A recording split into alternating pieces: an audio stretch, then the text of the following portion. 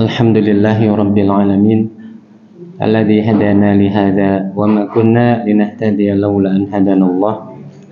Asyhadu an la ilaha illallah wahdahu la syarika lah wa asyhadu anna Muhammadan abduhu wa rasuluhu la nabiyya ba'dah. Allahumma salli wa sallim wa barik wa an'im ala habibikal mustafa wa rasulikal mujtaba Nabiyyina wa habibina Muhammad sallallahu alaihi wasallam wa ala alihi wa ashabihi wa tabi'ina wa man tabi'ahum bi ihsanin ila yaumiddin. Amma ba'd. Hadirin wal hadirat rahimani wa rahimakumullah. Kita lanjutkan dengan kitab fikih manhaji ala mazhabil Imam Syafi'i. Jadi para ulama di antaranya Syekh Ibnu Utsaimin rahimallahu taala mengatakan untuk tataran belajar fikih ya, itu memang lebih terstruktur atau lebih terarah dengan mempelajari fikih madhab. Tapi dalam tataran tatbik atau penerapan, terutama untuk zaman modern atau zaman sekarang ini, itu sangat berat atau sangat mustahil untuk menerapkan satu mazhab tertentu dalam semua hal. Jadi atau dikatakan tidak mungkin kita mengikuti satu mazhab tertentu untuk semua permasalahan fikih yang sehari-hari kita hadapi. Itu nggak mungkin. Itu kata Syekh Ibnu Utsaimin rahimallahu taala. Maka ya kadang seseorang mengikuti mazhab yang lain dalam satu masalah, atau dia keluar dari mazhab yang dipelajarinya untuk mengikuti pendapat lain dalam satu permasalahan tertentu, karena memang mustahilnya atau sangat memberatkannya ketika harus menerapkan satu mazhab fikih tertentu yang dia pelajari. Maka sekali lagi di sini kita memang belajar fikih Imam Syafi'i ya. Akan tetapi yaitu tadi untuk penerapan ya kadang sangat sulit untuk mengikuti semua pendapat atau semua pernyataan yang ada dalam kitab mazhab Syafi'i ini. Kita lanjutkan an-najasatul ainiyah wan najasatul hukmiyah. Najis ainiyah dan najis hukmiyah. An-najasatul ainiyah, yang pertama najis ainiyah, hiya kullu najasatin laha jurmun musyahad, yaitu semua najis yang dia masih bisa diindra. Jadi najis yang bisa diindra. Aulaha sifatun dhahiratun min launin aw rihin. Atau ya, untuk lebih mudahnya, najis tersebut masih terdapat sifat yang dhahir, yang tampak, berupa warna atau bau. Kal ghaiti awil bauli awid dam, seperti birak ya, atau kencing atau darah.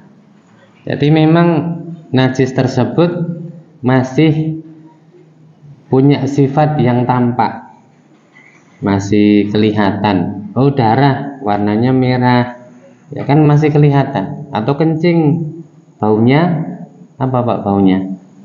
Pesing ya. Baunya pesing, oh masih tampak ini, masih bisa diindra. Itu namanya najis ainiyah. Jadi zat najisnya itu masih ada di situ, nyatanya masih bisa diindra gitu. Yang kedua, wan najasatul hukmiyah, najis hukmiyah, kullu najasatin jaffat wa dhahaba atharuha. Setiap najis yang sudah kering, jaffat, dan telah hilang bekasnya.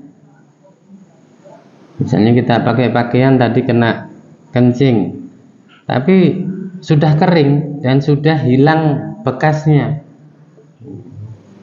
Walam yabqa laha atharun min launin aw rihin, dan sudah tidak ada lagi bekas berupa warna ataupun bau. Warnanya sudah enggak tampak, baunya juga sudah hilang. Nah, rasanya ya maupun tidak dijilat kan tidak mungkin ya, jadi yang dicontohkan oleh para ulama itu sudah hilang warnanya dan sudah hilang baunya. Wa dzalika mithlu baulin asaba sauban tsumma jaffa wa lam yadhhar lahu atharun.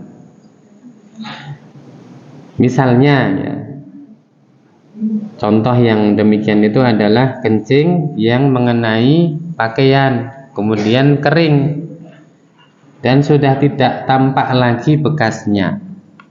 Itu namanya pakaian tersebut dihukumi najis hukmiyah. Ya, najis hukmiyah karena dia tadi kena najis, cuma sudah nggak ada bekasnya sama sekali.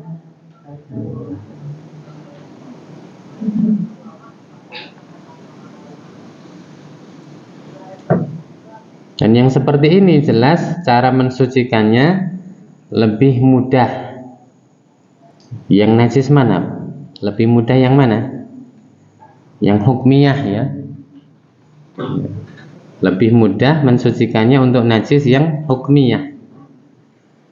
Karena menurut jumhur ulama, keringnya atau hilangnya bekas najis itu tetap tidak dianggap dia suci, tidak dianggap suci ya. Kalau dia tadinya belum disucikan. Jadi misalnya pakaian kita kena kencing, kita biarin sehingga terkena matahari, terkena angin, kemudian dia kering, hilang bekasnya sama sekali nggak ada. Kalau menurut jumhur ulama yang seperti ini tetap dihukumi najis hukmiyah, najis secara hukum. Tapi kalau mazhab Hanafi, najis itu sudah hilang sama sekali dengan cara apapun, maka suci. Jadi pokoknya kalau dia sudah hilang asarnya atau bekasnya atau sifat-sifatnya, maka dianggap suci ya. Mungkin untuk masa sekarang lebih fleksibel atau lebih mudah menerapkan mazhab Hanafi dalam masalah ini. Misalnya jenengan punya spring bed diompoli atau kena ompol, nah itu kalau jenengan ikuti jumhur ulama kan susah ya. Harus dicuci karena dengan keringnya ompol tersebut atau hilangnya sifat dari najis tersebut itu tidak dianggap itu sudah suci, kecuali harus disucikan pakai air. Kalau dalam mazhab Hanafi dijemur, nanti kena angin, kering, hilang sama sekali sifatnya, sudah suci.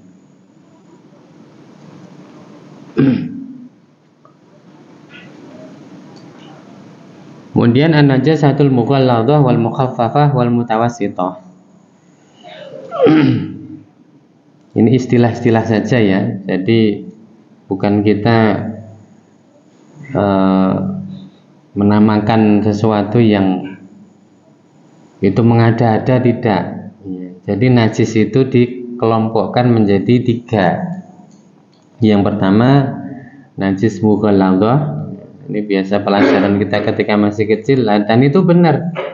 Karena memang anak-anak sekolah itu lebih baik diajari fikih yang terstruktur, yang sudah jadi. Kita tinggal apa? Tinggal ngemplok. Kan sudah enak, sudah diolahkan sama ahli fikih, kita tinggal pelajari saja, nggak usah repot-repot kita ngolah sendiri. Jadi najis mughalladah, najis mukhaffafah. Mughalladah itu yang berat, kelas berat, ya. Klasifikasi saja, kelas berat. Mukhaffafah itu yang kelas ringan, yang mutawasithah itu yang kelas pertengahan. Ya. Jadi klasifikasi itu untuk memudahkan. Kayak tinju kelas berat, kelas ringan, kelas terbang, kelas apa. Lah nek enggak diklasifikasi, ya sing kelas ringan tok kayak kelas berat, ya remuk. Ya. Bukan lawannya. Jadi klasifikasi itu untuk memudahkan. Yang pertama an-najasatul mughalladah. Najis yang mughalladah wa hiya najasatul kalbi wal khinzir, yaitu najisnya anjing dan babi. Itu najis kelas berat gitu. Najisnya anjing dan babi. Wa dalilu taghlidhiha annahu la yakfi ghasluha bil ma'i marratan, ya, kabaqin najasat. Dan yang menunjukkan akan beratnya najis tersebut, yaitu tidak cukup mencucinya hanya dengan air sekali, seperti najis-najis yang lain. Ya, dia nggak cukup dicuci hanya dengan sekali cuci saja. Oh, berarti ini kelasnya kelas berat ini. Dicuci sekali tidak cukup. Balla budda min ghasliha sab'a maratin ihdahunna biturab. Bahkan harus atau tidak boleh tidak mensucikannya dengan hitungan 7 kali, salah satunya dengan tanah. Dan yang lebih kuat hadisnya itu yang paling awaluha biturab. Jadi yang pertama dengan tanah, baru basuhan yang kedua sampai ke-7-nya dengan air. Meskipun di sini tidak disebutkan yang awal atau yang akhir atau yang tengah, tapi intinya ihdahunna biturab. Salah satunya dengan tanah. Jadi misalnya basuhan yang kedua baru pakai tanah, ya boleh saja. Atau yang pertama, kedua, ketiga pakai air, yang keempat pakai tanah, nanti yang kelima, keenam, ketujuh pakai air lagi, ya boleh saja. Tapi kalau menurut hadisnya itu yang lebih kuat sanadnya, ya, jadi yang lebih valid itu yang pertama, ulahunna biturab, yang pertama dengan tanah. Kama marra fi hadisi wulughil kalbi, sebagaimana telah lewat keterangan hadisnya pada hadis ulughil kalbi, ya, jilatan anjing. Ya. Wa qisa alaihi al-khinzir li'annahu aswa'a halan minhu, dan dikiaskan dengan anjing tersebut adalah babi, karena babi lebih buruk keadaannya daripada anjing. Kalau anjing mughalladah najisnya, berarti karena babi lebih buruk, maka dia lebih layak untuk dikiaskan. Meskipun nggak ada ya jilatan babi, nggak ada hadis jilatan babi, cara membersihkannya bagaimana, nggak ada, maka dikiaskan. Ya bangetan nek ngantek dijilat babi ya. Ngapain itu kok sampai dijilat oleh babi itu gimana? Jadi kadang orang itu ada yang setiap detail harus ada dalilnya. Nah itu nggak mungkin juga. Mana dalilnya babi itu najis dan najisnya mughaladhah? Cara mensucikannya seperti mensucikan jilatan anjing. Ya nggak ada. Wong itu dikiaskan. Ya, dikiaskan dengan anjing karena babi keadaannya lebih buruk daripada anjing, lebih jorok daripada anjing. Bahkan babi itu sumber penyakit, sumber penyakit.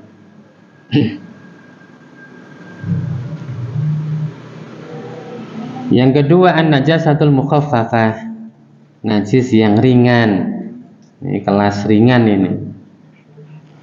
Wahiyya baulu sabiyyi alladzi lam ya'kul illa laban wa lam yablugh sinnuhu haulaini, yaitu kencingnya bayi yang belum makan kecuali susu ibunya ya. Kalau susu formula bagaimana? Susu formula nggak masuk ya. Karena yang dimaksud al-laban di sini adalah benar-benar air susu ibu. Kalau susu formula itu sudah banyak campurannya, dicampuri macam-macam, campuri vitamin, campuri mineral, campuri kalsium, campuri apa. Ya. Jadi kata para ulama kontemporer, susu formula tidak termasuk. Ya, jadi yang dimaksud ini adalah air susu ibu. Ya. Dan usia anak tersebut belum mencapai haulain, 2 tahun.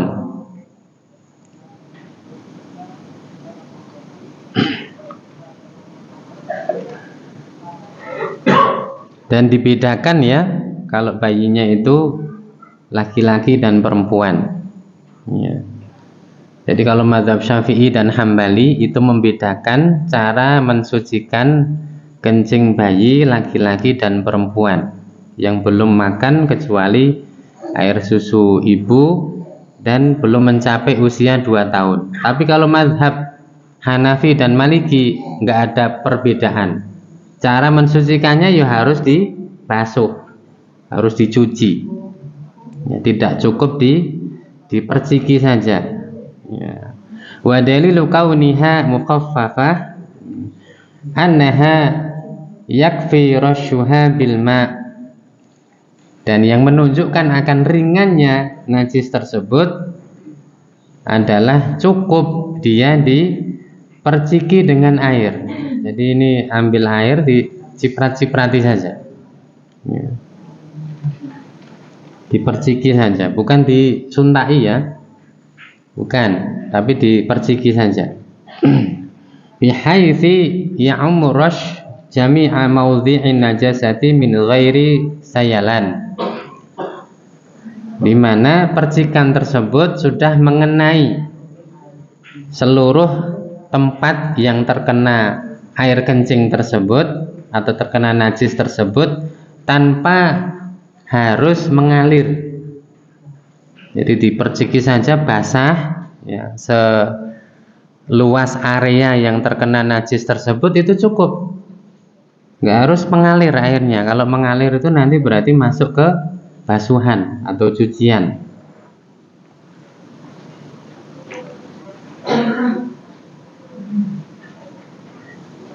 Rawal Bukhari wa Muslim, Imam Al-Bukhari dan Imam Muslim rahimahumullah ta'ala meriwayatkan wa ghairihima, dan yang selain keduanya, an Ummu Qais binti Mihsan radhiyallahu anha, dari Ummu Qais binti Mihsan radhiyallahu anha, annaha atat bi ibnin laha saghir lam ya'kulit ta'am. Bahwasanya dia datang kepada Rasulullah dengan mengajak anaknya yang masih kecil, yang anak tersebut belum makan makanan. ila Rasulullah sallallahu alaihi wasallam. Fabala ala thawbihi, maka anak yang diajak oleh Ummu Qais binti Mihsan itu kencing di pakaiannya Rasulullah. Fada'a bima'in fanadhahu wa lam yaghsilhu. Maka Rasulullah meminta untuk dikasih air, lalu beliau memercikkannya pada area yang terkena kencing tersebut dan beliau tidak mencucinya, ya, tidak mencucinya.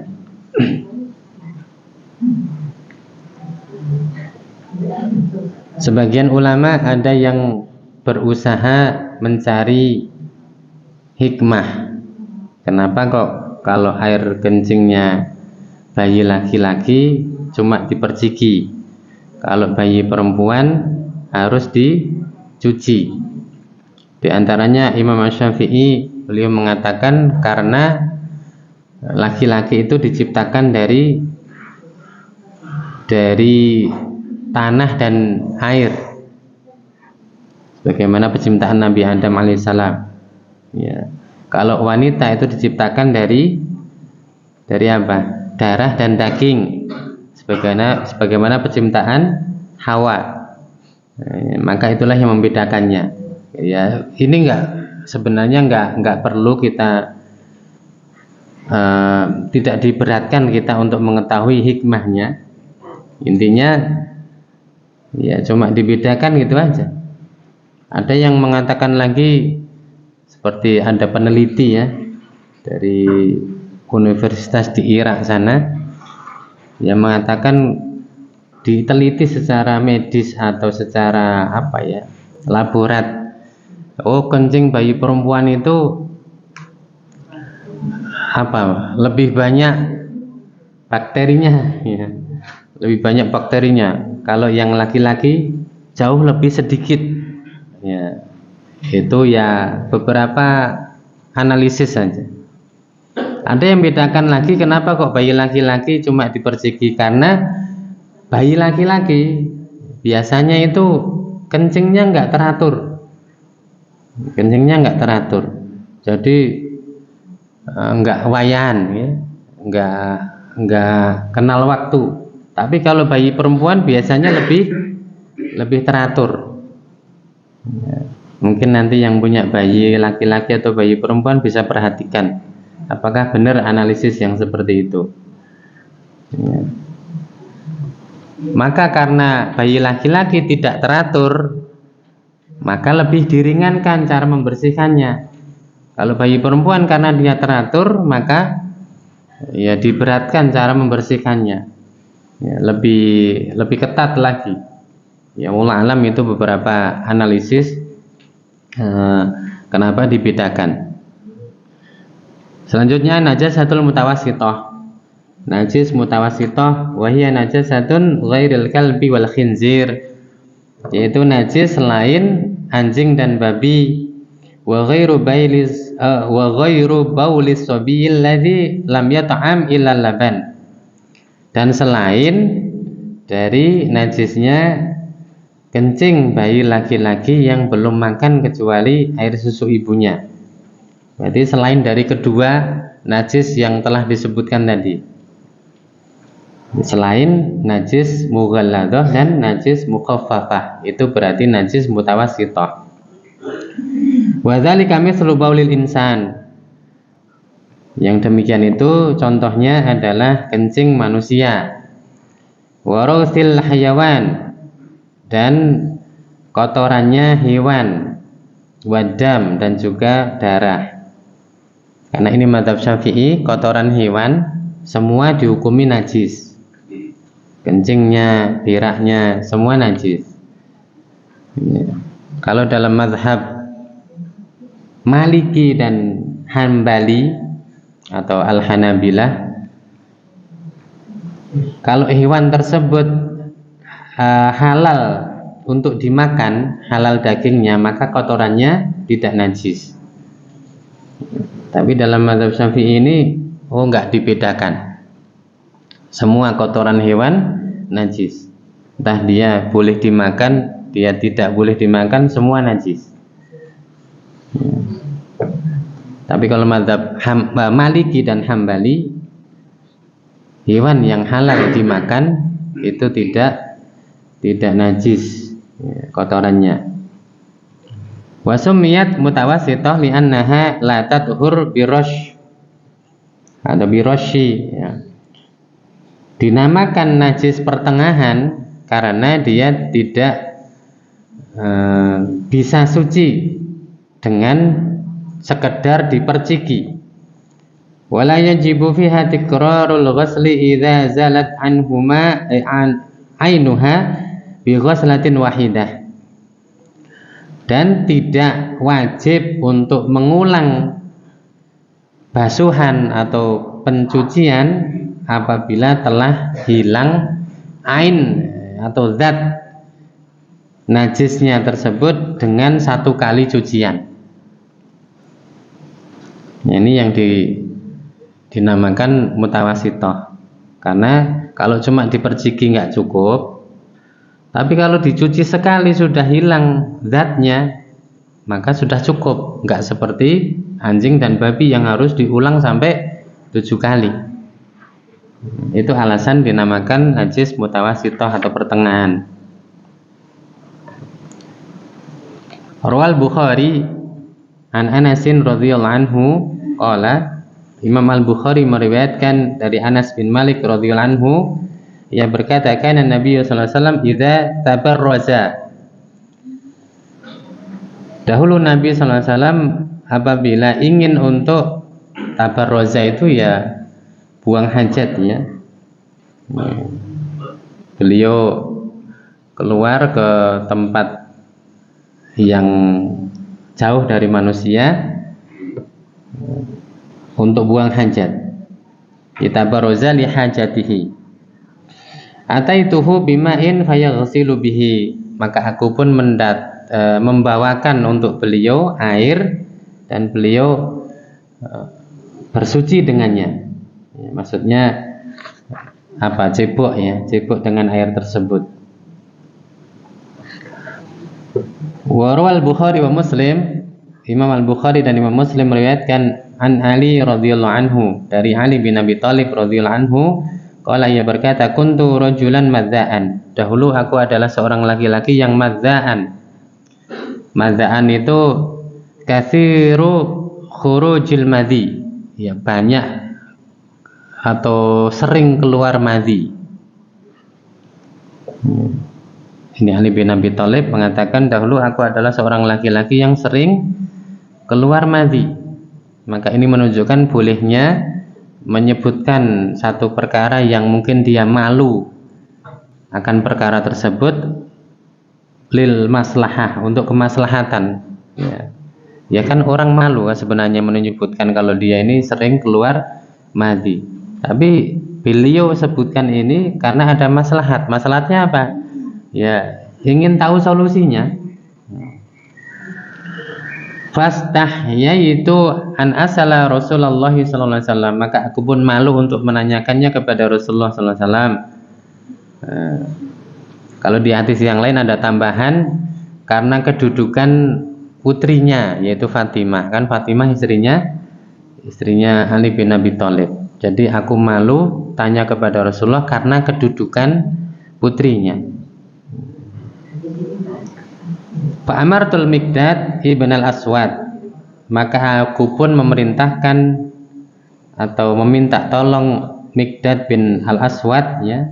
Fasa'alahu, lalu ia bertanya kepada Rasulullah. Faqala, maka Rasulullah mengatakan fihil wudu ya, maka dia wajib berwudu ya. Ini menunjukkan bahwa madhi itu membatalkan wudu. Keluarnya madhi membatalkan wudu. Wali Muslim, dan dalam riwayat Muslim, ya ghasilu zakarahu wa yatawadda, dia harus mencuci kemaluannya dan berwudu. Ini menunjukkan akan najisnya madhi. Meskipun ada, kalau nggak salah Ibnul Qayyim ya, Al-Jauziyah rahimahullah ta'ala, beliau berpendapat madhi itu tidak najis. Tapi ini pendapat yang menyelisihi hampir semua ulama. Hampir semua ulama mengatakan madhi itu najis. Wallahu alam. Wa al-Bukhari, dan juga Imam Al-Bukhari meriwayatkan an Abdullah bin Mas'ud, dari Abdullah bin Mas'ud radhiyallahu anhu, qala, ia berkata, atan Nabi sallallahu alaihi wasallam al-ghaita. Nabi sallallahu alaihi wasallam mendatangi al-ghait. Al-ghait itu ya untuk buang hajat, ya, untuk berak. Fa amaroni an atiyahu bi salasati ahjar. Maka beliau memerintahkan kepadaku untuk membawakan 3 buah batu.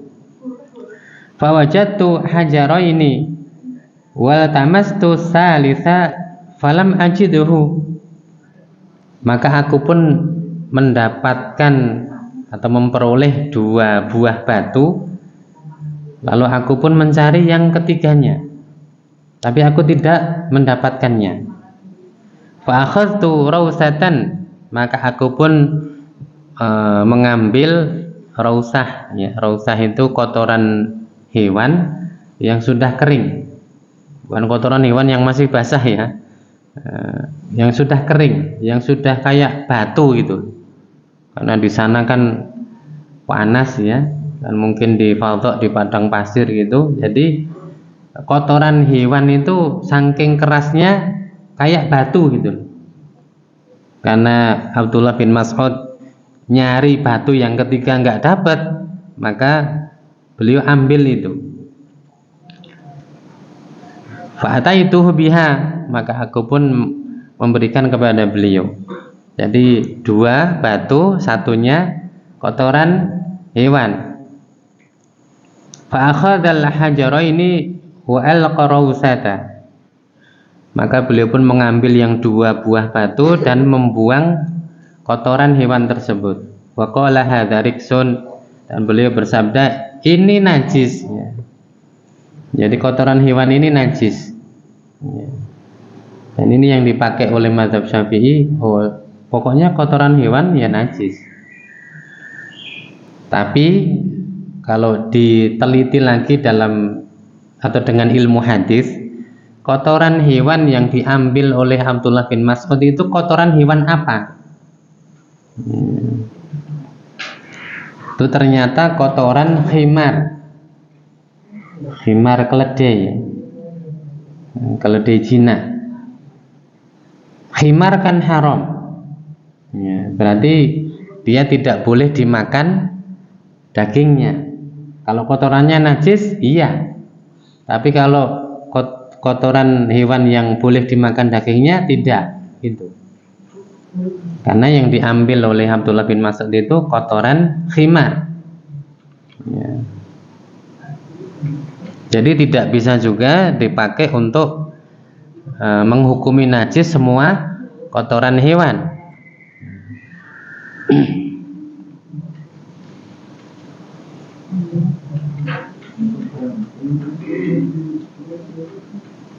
Terbitnya jam berapa? Atau syuruknya jam berapa?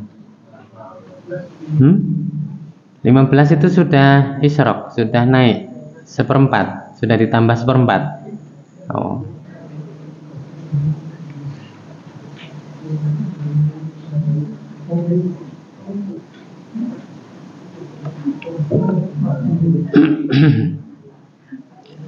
Fadalat hadhil ahadits ala najasatil asya'il madhkurah. Maka hadis-hadis tersebut menunjukkan akan najisnya perkara-perkara yang disebutkan. Ya, anjing, babi, kemudian kencing, bayi yang belum makan kecuali air susu ibunya, bayi laki-laki, ya. Kemudian yang selain itu, termasuk kotoran manusia, kotoran hewan, ya. Itu semua najis karena termasuk asya al-madhkurah, perkara-perkara yang disebutkan. Wa qisa ma lam yuzkar minha ala ma dzukira. Dan dikiaskan apa-apa yang tidak disebutkan darinya dengan apa-apa yang sudah disebutkan. Berarti kalau ada beberapa najis yang tidak disebutkan di sini, ya dikiaskan. ya, dikiaskan dengan yang sudah disebutkan. Sekarang kaifiyat, ya, kaifiyat tathhir, kaifiyatut tathhir minan najasat, cara mensucikan najis, ya, dari najis. At-tatahharu minan najasatil mughalladah, cara bersuci dari najis mughalladah yang berat tadi. Wahia najasatul kalbi wal khinzir, yaitu najisnya anjing dan babi. Wa hadhihi la tadhuru illa idza ghusilat sab'a maratin ihdahunna biturab. Tadi sudah disebutkan najis yang mughalladah ini tidak bisa suci kecuali dengan mencucinya atau membasuhnya sebanyak 7 kali, salah satunya dengan tanah. Sawa'an kanat najasah ainiyah am hukmiyah, baik najisnya itu ainiyah yang masih tampak sifat dohirnya atau hukmiyah. Berarti kalau pakaian kita dijilat oleh anjing, ya, maka cara mensucikannya ya karena itu hukmiyah, ya sama cara mensucikannya. Di tempat yang terkena itu kalau masih tahu, ya, kalau masih tahu di situ kena, tapi kalau sudah nggak tahu, oh tadi yang dijilat di bagian mana ya, masuk ya lupa, gitu. Tapi kalau misalnya lupa, ya, maka sama, ya, sawa'an kanatin najasah ainiyah am hukmiyah. Jadi sama saja, baik itu najisnya ainiyah atau najisnya hukmiyah.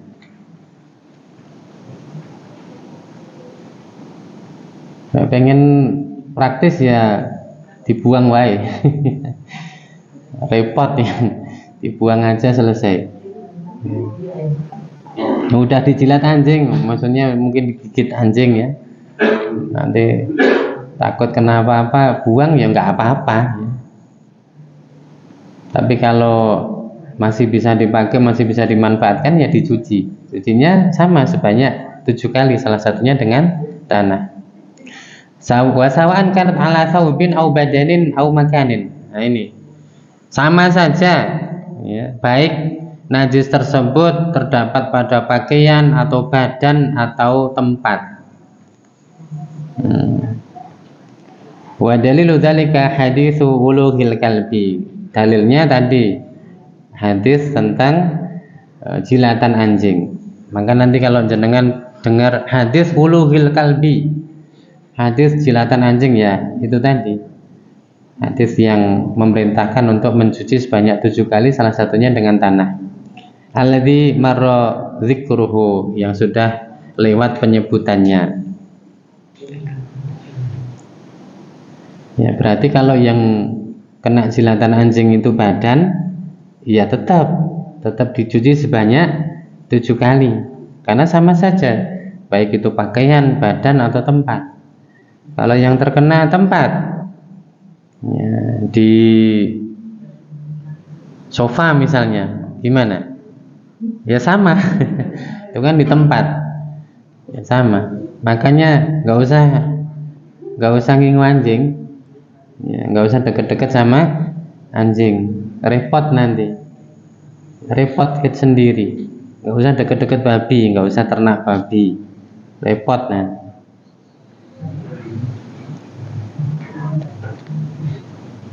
Meskipun banyak kaum muslimin yang kerja di peternakan babi, ngumbai babi, ya, ngedusi itu loh. Jadi biar nggak repot, ya jauhi najis yang mughalladah. At-tatahharu minan najasatil mukhaffafah. Ya, tadi sudah disebutkan juga, nah, cara mensucikan atau bersuci dari najis mukhaffafah. Wa hadhihi najasatu tadhuru bi rasyil ma'i 'alaiha hatta ya'ummaha birrasyi, ya'ummaha rasyu. Itu dengan memercikkan air pada bagian yang terkena najis mukhaffafah sampai semua terkena dengan percikan tersebut.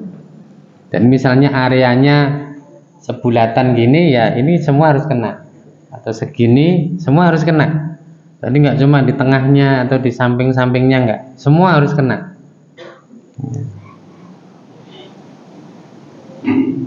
Sawa'an kanat ainiyatan amsarat hukmiyah, baik najis mukhaffafah tersebut masih tampak dohirnya atau sifat dohirnya, atau sudah menjadi najis hukmiyah.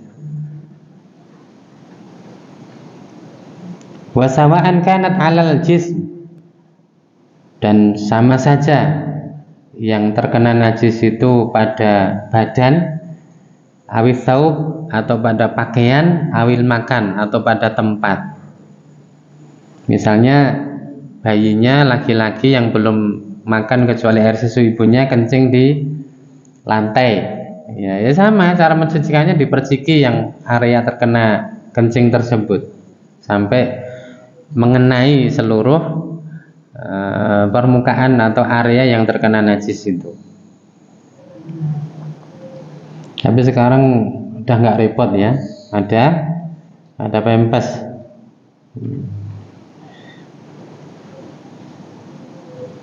Kemudian at-tatahhuru minan najasatil mutawassithah, ya, bersuci dari najis mutawassithah, yaitu yang pertengahan. Wa hiya najasatu ma'adal kalbi wal khinzir, yaitu najis selain najis anjing dan babi, wa baulis sabil ladzi lam yut'am, ya, dan kencingnya bayi yang belum makan. Wa hadhihi najasah innama tadhuru idza jaral ma'a 'alaiha wa dhahaba bi athariha, yaitu dia sudah suci, sudah dianggap suci apabila telah mengalirkan air padanya dan telah hilang bekasnya. Jadi kalau air itu sudah mengaliri area yang terkena najis mutawassithah tadi, dan dengan satu aliran itu sudah hilang bekasnya, maka itu cukup. Fazalat ainuha wa dhahabat sifatuha min laulin aw ta'min aw rihin, sehingga hilang sifat-sifatnya berupa warna atau rasa atau bau. Sawa'an kanat ainiyatan am hukmiyah, baik itu najisnya ainiyah atau hukmiyah. Wa sawa'an kanat ala thawbin aw jismin aw makanin, sama saja caranya mensucikannya, baik itu pada pakaian, pada badan, dan pada tempat. Walakin la yadurru baqa'u launu husru zawaluhu, tapi tidak masalah jika ya tetap masih ada warna yang susah untuk dihilangkan. Kadami masalan, seperti bekasnya darah, warna darah. Jadi najis mutawassithah itu kalau memang masih tersisa warnanya, karena sulit untuk menghilangkan atau mensucikan warna itu sama sekali, jadi hilang, maka itu dimaafkan. Ya, misalnya popok bayi ya yang kena berak, itu kadang warna kuningnya itu susah sekali dihilangkan. Sisa warna kuning itu susah sekali dihilangkan, maka itu dimaafkan. Pokoknya yang dimaafkan itu warna. Tapi kalau bau sama rasanya harus hilang. Jadi najis mutawassithah kalau masih tersisa warna dari najis itu, maka itu dimaafkan. Karena memang sulit untuk menghilangkan warna tersebut. Wallahu alam, kurang lebihnya mohon maaf. Subhanakallahumma bihamdika asyhadu an la ilaha illa anta astaghfiruka wa atubu ilaik. Wassalamualaikum warahmatullahi wabarakatuh.